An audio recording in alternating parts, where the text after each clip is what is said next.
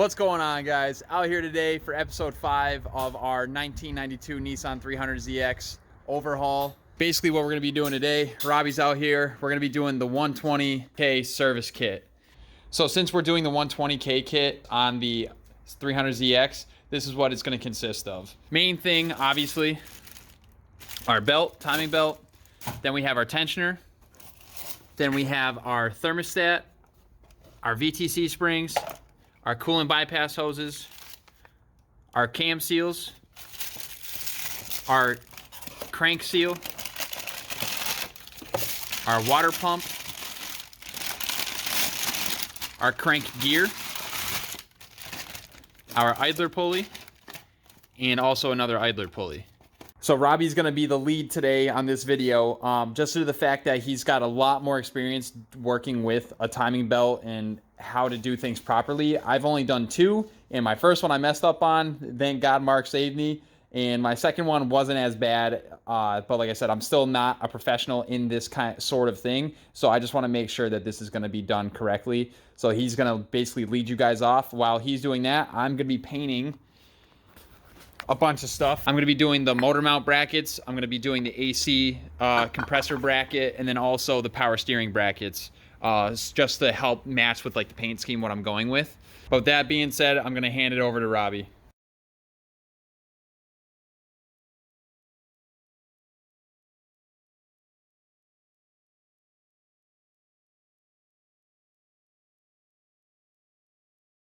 Alright, so what I'm going to do, first off, I'm going to start with making sure my timing marks are all lined up.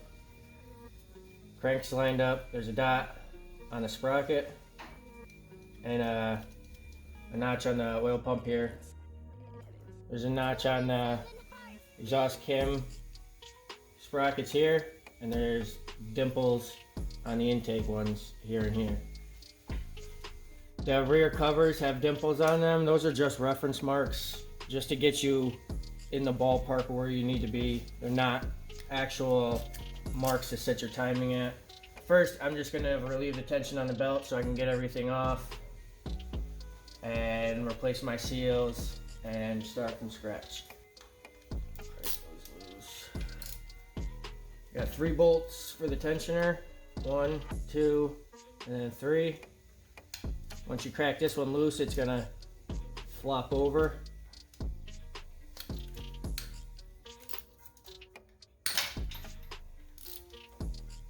As you can see, you let go, relieve some tension.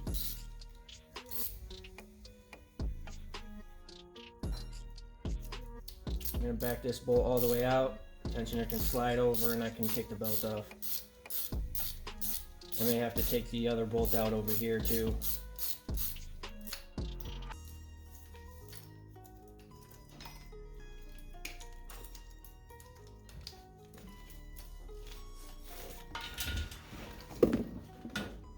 This bottom nut on the tensioner here has a washer and a lock washer. This one's squashed, so it's kind of 2 washers right now, but should be a lock washer. It's been on there for a while. 30 years. Yep. Alright, we're replacing these belt idler pulleys as well. So they're coming off, they're just 1 nut each.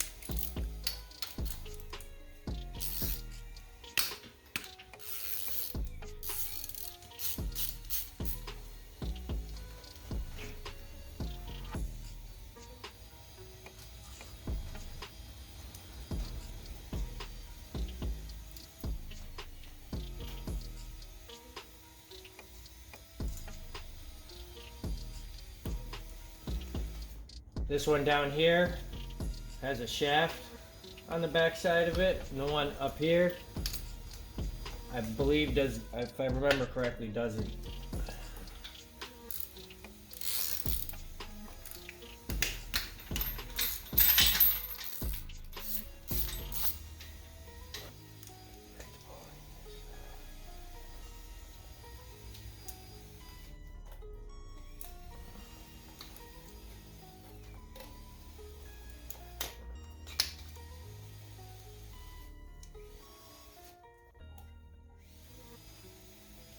This one was a little harder to pull out because this rubber seal here kind of held on to this shaft. As you can see, what I was saying earlier,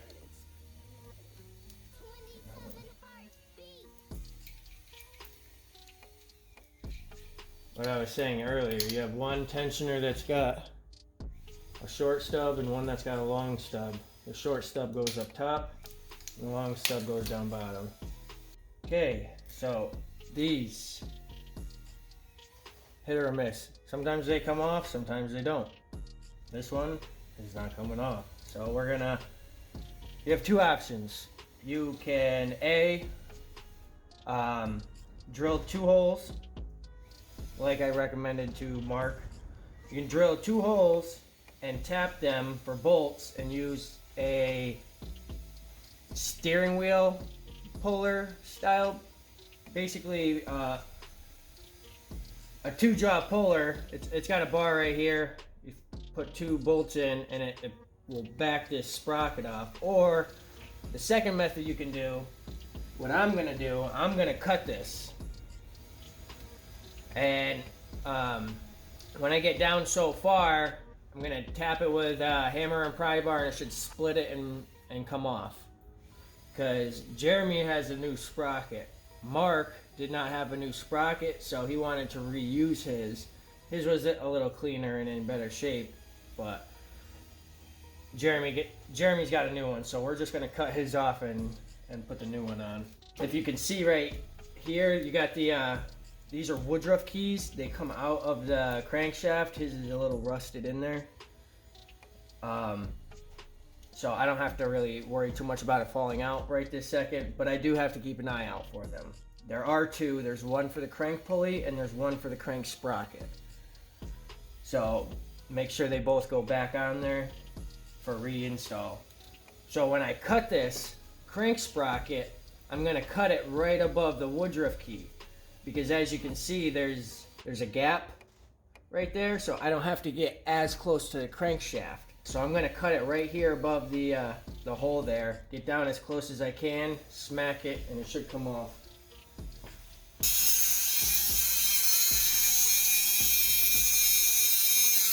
Yeah, I should probably cover these holes, and I should probably be wearing a mask, but I don't have Mark here to tell me I'm doing something stupid. So I gotta do this on my own.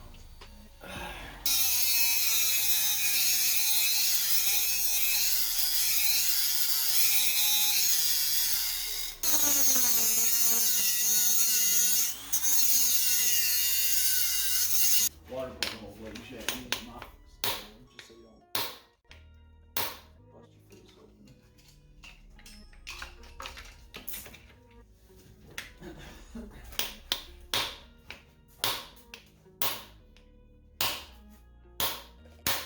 That's it. Felt it. And leave the screwdriver in there. That way it keeps the sprocket spread apart and it makes it easier to slide it over everything else. Wiggle, wiggle, wiggle. Wiggle, wiggle, wiggle. Oh, pry bar came out.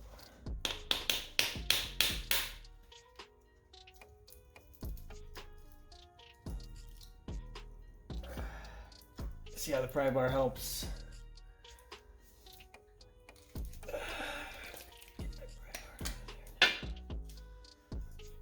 Rusty shaft. You shouldn't have this much issue. This shaft is really freaking rusty. Wow. Holy cow.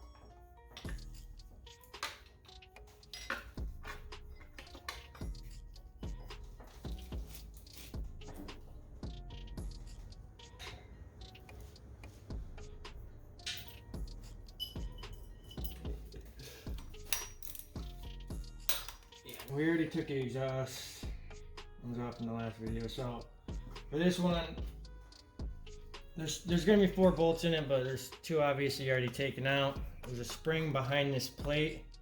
So when you take off the last 2 screws, make sure you're holding the plate down. So that way the threads don't get ripped when they get pulled out. So put your palm on it. Spin out the last 2 screws.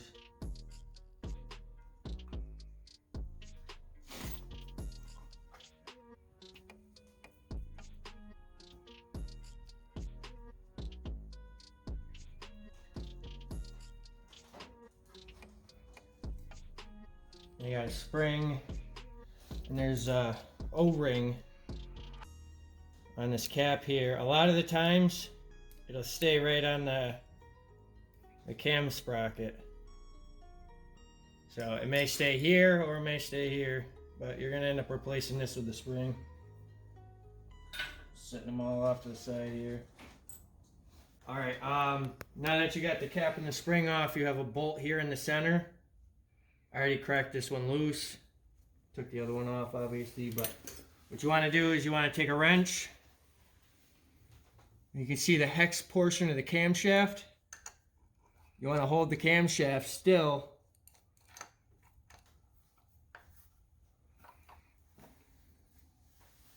While you crack it free. It's on there pretty good. It's about 100 pounds of foot torque. And after some years of it sitting, it's going to take some pressure to crack it loose. So you may want somebody to hold the wrench while you crack this free.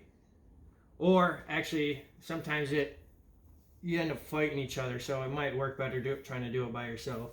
But once you get the bolt cracked free, it just basically comes right off.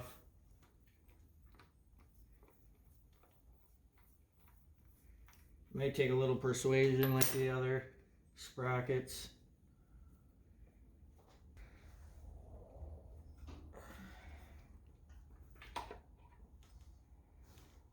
Just a little wiggle and it comes off. Now we got the seals here. These ones here, the exhaust ones, are almost recessed behind the cover here. So we're going to take the covers off so we can get to those seals better, install them easier. So basically, to take these back plates off, there's going to be 10mm bolts here, here, here, and then there's going to be two 17mm. Two 17s, one here, and the other one was here. like behind that bypass. Yeah. You can sit here. Yeah. And then when you take these off, you just want to be wary of these little spacers falling out. You just want to make sure that you keep them all in place. Metal inserts. Yep. One thing you got to be careful of if you're trying a screwdriver method, some people have hooks. They can get in there and pull them out. I got one. Oh, you do have one. Yeah. Little pick might not do it, but it might. Alright, we'll try it. So, the intake ones are a little easier than the exhaust and the crankshaft ones because you got a gap. But always be careful that the tool does not drag along the mating surface where the seal sits. So you got to try to avoid marking the surface there. Boom. Bye.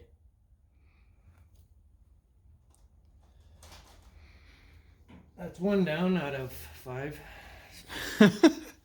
This one's a pain because Yeah, this one looks ridiculous. it's just hard to get in there. There's multiple ways to put a seal in. We don't have the right tool today, so we're going to show you the backyard way to do it. Basically, you just get it in nice and close, and you're just going to walk it in real. You want to hand me the rubber mallet? Whatever it was. It was on top of your toolbox.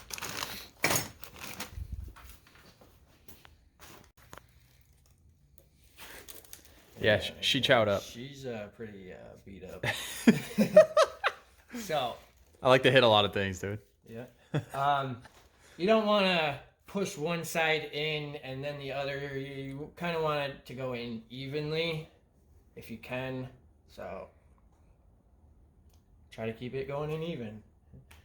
Just tap it in all the way around. It's gonna be kind of a pain in the ass if you don't have the right tool.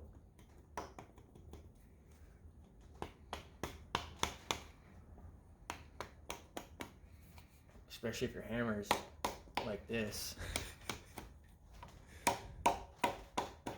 I've also had luck. Once you get it started,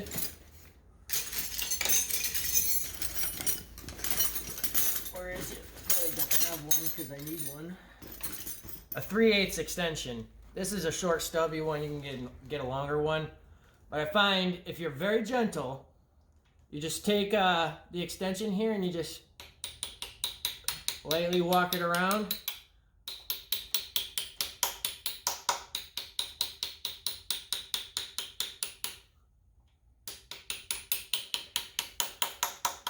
You can hear it bottoming out.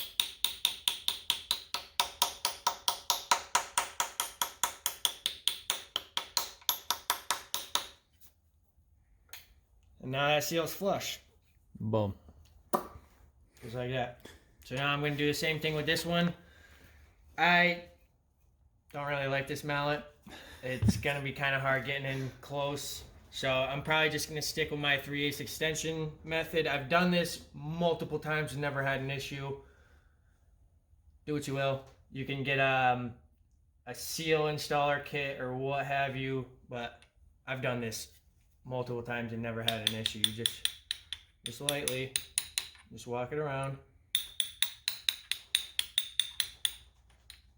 It's not the preferred method, and people are probably going to say something about it, but it gets the job done, and that's what's important. All right, that's 2. Andrew's out here, guys. What? You got me, didn't Got you? him. Yeah. All right. So, did you get those specs? Yeah. Screenshot the specs. We got the screenshot of the FSM specs. I think it's like 90 something for the. Jesus, there's so much. And this only goes up to 75. So I have one. Yeah, you have a torque wrench? Yes, I do. Yeah, I got a big And he's got one Yeah. too. Grab it. Alrighty, guys. So Robbie went around and basically put everything back together. As in, he also put the tensioner on. We haven't done anything with the tensioner besides unbolting and bolting the new one on. And then the same thing with the belt pulleys. So these, all he did was take them off and put them back on. Now we're going to go over all of the torque specs, what you need for each component. Yeah, nothing's torqued down. Everything's just placed on there. So we're gonna go through and torque everything now. The exhaust cam gears, I believe they're a really low spec. I usually just go good and tight. You don't really have to torque them down. But the intake cam gears are 90 to 98 foot-pounds. You're really gonna want to crank those bad boys down. So just be ready. Wrench and torque wrench. So we're gonna crank it down. To 95 foot-pounds. That's what we're yeah, we're sitting at 95. It's kind of the higher end of the middle between 90 and 98, so 95.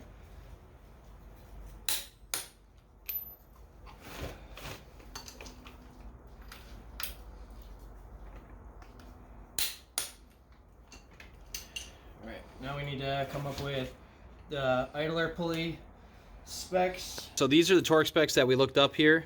So for the exhaust cam pulleys here, it's going to be 10 to 14 foot-pounds. So it's these guys. 11 millimeter bolts, torque to 10 to 14 foot-pounds. This bolt here And then, is 90 to 98. Both of these nuts for the idler pulleys are between 32 and 43 foot-pounds. And then all three, the 2 bolts and the nut, are all three going to be torqued down to 12 to 15 foot-pounds on the belt tensioner. So with that being said, we're torquing all these down to those specs.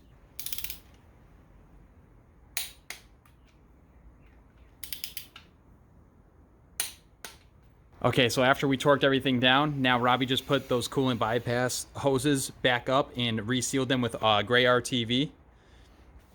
So now we're just gonna basically let those sit, and then we put our Z1 coolant bypass hoses on there after that. So he's just gonna torque those down really quick. I'm gonna wait until the RTV settles a little bit before I torque it down. Because if you just throw RTV on it and punch it down, it pushes all the RT. It doesn't give it time like to out of the cure way. and, huh? Like it pushes like out of the way. Yeah, exactly. It's not as effective if you let it sit and settle for a couple minutes before you install it. It works better. Had better luck that way. So what we're doing right now is we're RTVing with gray RTV, the water pump, and I'll show you guys a little sun after we got this all nice and gooped up here. Boom! Custom color water pump. What's up? Nah, I'm just kidding. So he's gonna do that. Grab that, and we're gonna bolt this muff on. Well, I'm gonna give it a couple minutes. I'm gonna give it like 5 minutes. Let this kind of Adhere to the pump. let the RTV stiffen up a little bit so that it can hold shape a little better for when I actually install it. That way it doesn't all just push out the sides. Gotcha. So I'm gonna give it a couple minutes, let it sit, hang out, talk to myself for a minute, and then I'll put it on. True.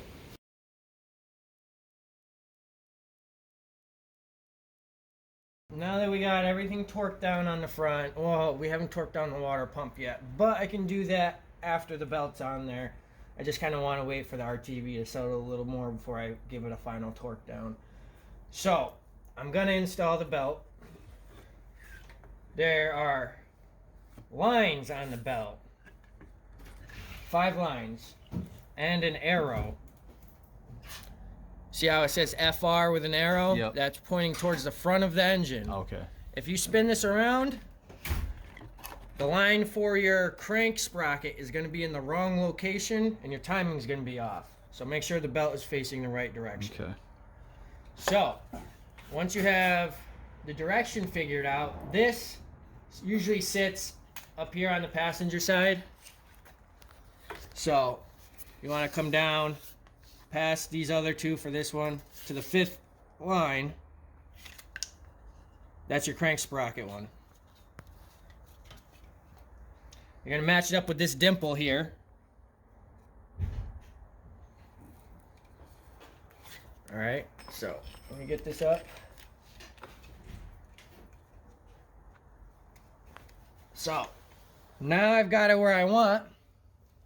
My trick to hold this in place, if I can find my tool, right here. Pry bar. I moved it. Alright, let's try it again. Pry bar. All I do, I just take my pry bar, and I wedge it in the back. There's no pressure, no tension on it. I literally just set it there so that when I release the belt, it stays in the same location. Okay, so now I can take this and come up over the idler pulley and set this one. Okay, so I want it to match with the belt and not the dimple on the timing cover. As you can see, my sprocket here is lined up with the dimple, but the belt is off. So I'm gonna move the sprocket so it lines up with the belt and not the yeah, see? Okay. There we go. So, now that we got that there, trick tip, Clamp. use a clamp. Bang. And same thing over here. I'm gonna move the sprocket so it lines up. I only have 3 clamps, so I'm gonna skip this one. Under, and then right there. I'll use this one for that. Okay.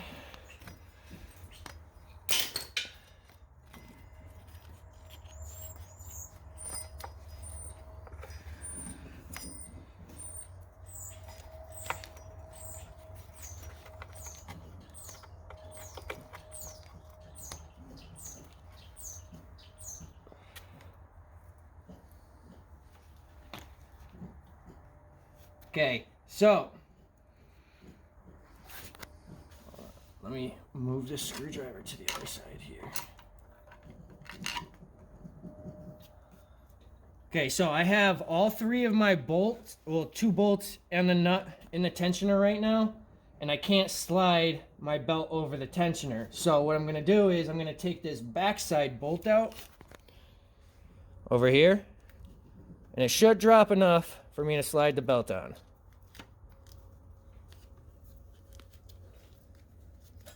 Just like that.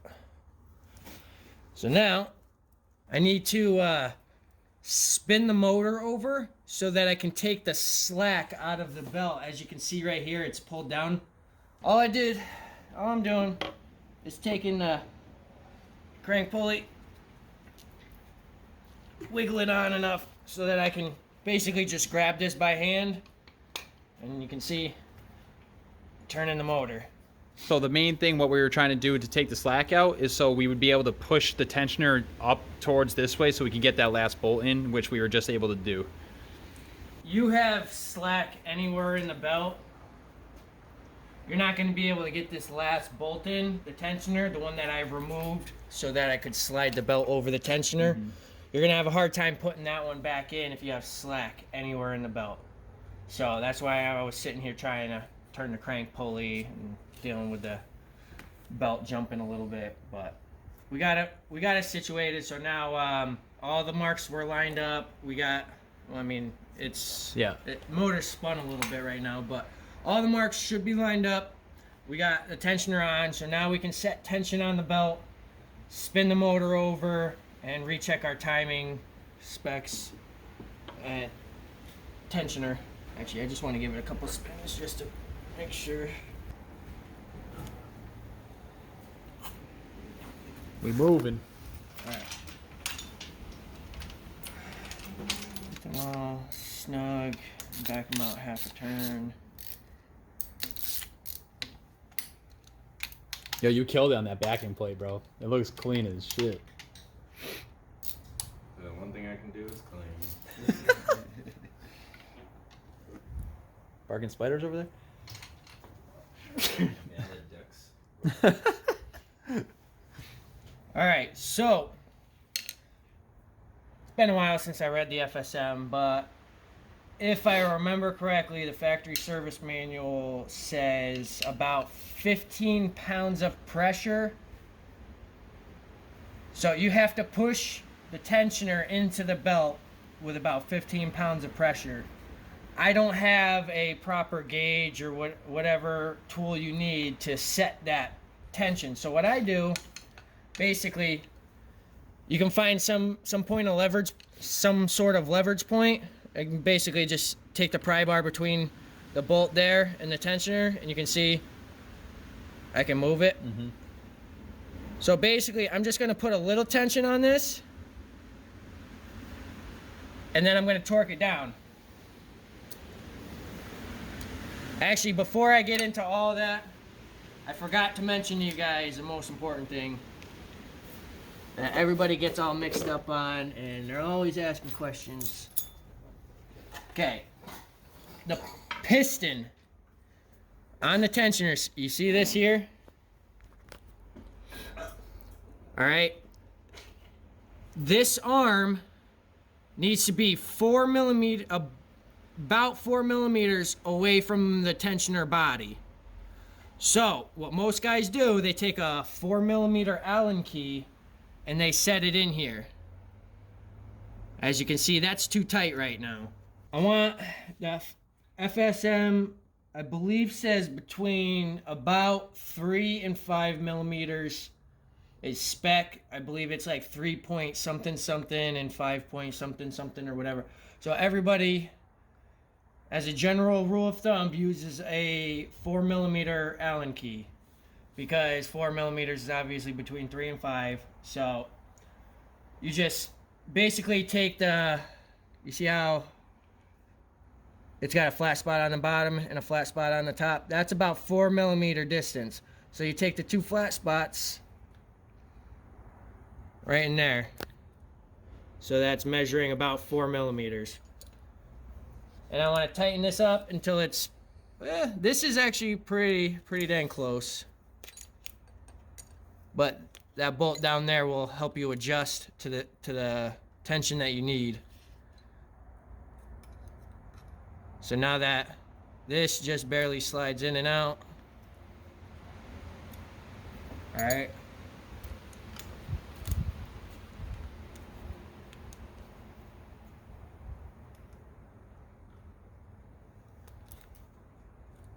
Yeah, so that's roughly 4 millimeters. Like I said, it can be 3 to 5. So this barely fitting in there. I might not be able to wedge it all the way down in there, but it's roughly 4 millimeters. That should be perfectly fine for what we need.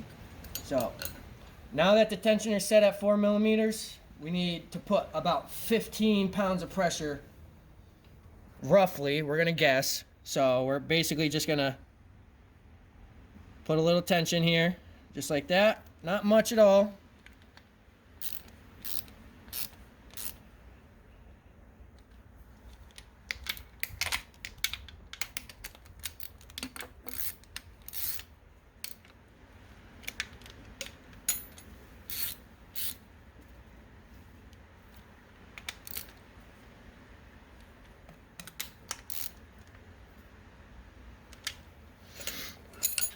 And then once I got the tensioner tightened down, just like to double check.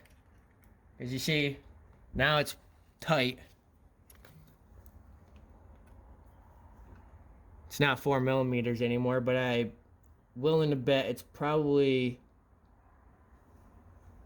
about 3 millimeters right now. Let's see if we spin the motor over it. Should have taken the spark plugs out. Got some compression in there.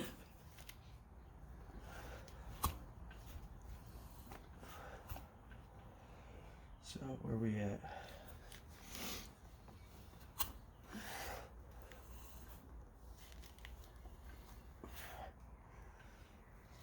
All right, now we can check our timing marks.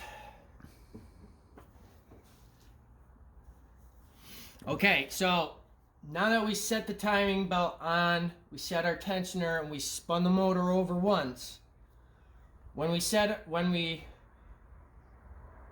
are looking at our timing, the timing belt marks are never going to line back up with the sprockets. The amount of teeth on the sprockets and the amount of teeth on the belt, it's never going to line back up. You're never going to see the line match up with the dimples after the first original time you put the belt on. So I just want a general idea. Looking at the dimples, they're all pretty much right there in the general idea. I know that the belt didn't skip any teeth or anything, so it should be right. So now that I spun the motor over once, let's check the belt tensioner. And almost, it is right there. So even though it was about 3 millimeters before, it's almost 4 millimeters now. So the tensioner relaxed a little bit after I spun the motor over. So you always want to check it before and after you set the tensioner on and you spin the motor over. So just always triple check. I know some guys also will leave the timing covers off so that when they start the car the first time, they can shut it down, and then they can go back in and recheck this after the vehicle has already run, just to verify after it's been running with all the different things that can go on. They just want to recheck after everything's back together. So right now his belt should be fine. We set the tension, got all the marks lined up, spun it around, and we got our gap about where we need it to be. So he should be fine. You got two washers here. The one with the lip sits in front of the crank sprocket, and the flat washer sits behind the crank sprocket. So this one is going to go on here, and then we're going to throw the crank pulley on. We're going to clean up the inside of this a little bit because, as you can tell, it's pretty tight. I mean, it'll go on there, but it's just kind of tight. We'll probably clean it up so it slides on nice and easy. But other than that, now it's just slapping the covers back on and let her eat, baby. 120 kit service done. Thank you, Robbie, so much for all your knowledge, all this work. This is crazy. Andrew, thank you for the space of this complete mess. Also, just want to say this might not be a professional job. This is just to show you guys how to do it the backyard way, Yeah. get you by so that you can get this car back on the road as quick as possible, running. Got you. That's what I meant by professional. Backyard It's professional. our kind of professional. Backyard professional. But it's done, guys. So now basically, like he said, all we got to do is throw that crankshaft pulley back on. Well, we got to throw the lower timing cover on first because Yeah. it sits behind the crank pulley. Yeah. So we would throw that on. We would do all that. And then I would do my water inlet piping and all that. So, but mainly the goal for this video was to show you guys what to do for your 120K service or your 60K service. Because a lot of people have a hard time setting the timing belt. I've seen a lot of people install the timing belt and never set the tensioner properly, never set the gap on the tensioner or the tension on the tensioner. So there's a lot of little stuff. So we hope you found this information helpful. For sure. Like I said, I learned so much. When I did my belt, I definitely didn't do any of that stuff with the tensioner. So I must have got lucky. So, but yeah, man, this is sick. Thank you so much again, you guys. You guys are dope. Yeah. Thank you guys. The first time I ever did a timing belt, I set it off the dimples here on the timing cover.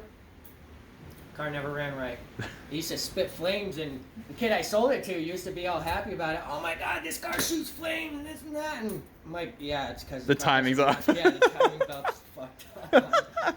So I've been trying to get a hold of the kid so I can fix it, so that the Z was running right. But Yeah. he don't want me to fix it. No. Damn, crazy. Okay, guys. So basically, what you're gonna do when you start re-putting everything on is you're gonna put your lower timing cover up and also your your AC compressor bracket up, because this lower timing cover bolts into the AC compressor bracket. So once you get that on, you're gonna get that all bolted up. The Z-Spec kit looks great on it. Then you're gonna find this. This is that crank sprocket kind of washer spacer. This piece here is gonna be, like, you can see the recessed lip. You want that facing outward towards the crank pulley. You can see on the back of this where the crank sprocket used to touch. So that's kind of helpful too. So you'll know how to put that on. So you're just gonna slide that on right above the key. And once that gets on there, make sure that that's lined up good. And then you're gonna put your crank pulley on. So obviously you wanna make sure that the key right there is gonna line up with the keyhole there. So once you get your crank pulley on there, you don't want to really hit this with a hammer and hammer it on. You can use like a rubber mallet a little bit, and obviously if you paint everything, use like a towel between them so you don't like chip your paint or whatnot. But basically you want to get it on there just a little bit enough, so it's a bit on the key, and then you're just gonna put the bolt in and try to get at least a good amount of teeth in there. You don't want to do like 2 teeth, 3 teeth or whatnot, but if you can get this in there pretty well, when you're tightening this will actually suck in the crank pulley back to where you want it to be. A little trick too that I learned is you want to use white nail polish on here. So actually on the crank pulley and on the lower timing cover, because this is going to help you set timing later on. It's going to be a lot easier to see with those white lines. So just a little trick that I learned, trick from the trade. So that's on there, so that's good. So then I went around, and you want to put this timing cover on before you put these on. So the reason being is because once these are on, you can't really get to this. So you're gonna go around and tighten all these Z-Spec bolts here, and make sure the cover's nice and tight. Then what you're gonna do is start working on your coolant bypass piping, and then also your thermostat. So pretty simple. Is you're just going to reverse those steps, and you want to do the top one first, because the top one you're going to have to work with these hoses and such, and the bolts are kind of easier to get to when this one's not on there. So you're just going to go, like I said, go back in, make sure your clamps are good on your silicone hoses here, make sure they're covered on each side, and then once that's good, that's all bolted down. Make sure obviously you're RTVing it, and then we're going to do this one. You place in the thermostat. The thermostat has a top portion and a bottom portion. Just make sure the top is at the top and not at the bottom, and it screws in and locks in. And then after that, you're going to bolt this up with the RTV again, let that sit a little bit, then tighten it down, and it's good to go.